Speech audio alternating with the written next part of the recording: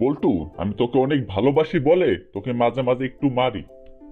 Sir, আমিও আপনাকে অনেক ভালোবাসি, কিন্তু ছাত্র বলে প্রকাশ করতে পারছি না। বল্টু বলো তো, সাত কাছে নাকি আমেরিকা কাছে? স্যার, চাঁদ কাছে। বল্টু, তুই এটা কি করে বুঝলি?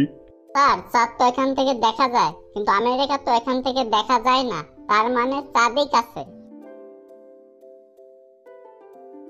বল্টু, তুই এমন একটা বিপদের নাম বলো তো, যেখান থেকে উদ্ধার হলেও বিপদ, না হলেও বিপদ।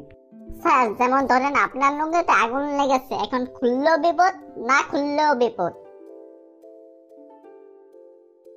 বল্টু, তুই ওর সাথে মারামারি করছিলি কেন? স্যার, ও আমার গার্লফ্রেন্ডকে কিস করেছে। হা হা হা, তোর আবার গার্লফ্রেন্ড? সেটা আবার কে? স্যার, আপনার মেয়ে। কি বললি? থামলি কেন? মার শালাকে, মার। কি ব্যাপার বাবা, এখন থেকে সকাল সন্ধ্যা আয়নার সামনে দাঁড়িয়ে থাকো? কি আর করবো বল, আত্মীয় স্বজন বন্ধু বান্ধব এমনকি ডাক্তারও বলেছে আমি নাকি বুড়ো হয়েছি, এখন একটু শরীরের দিকে নজর দিতে হবে। তাই একটু শরীরের দিকে নজর দিচ্ছি, তাই আর কি।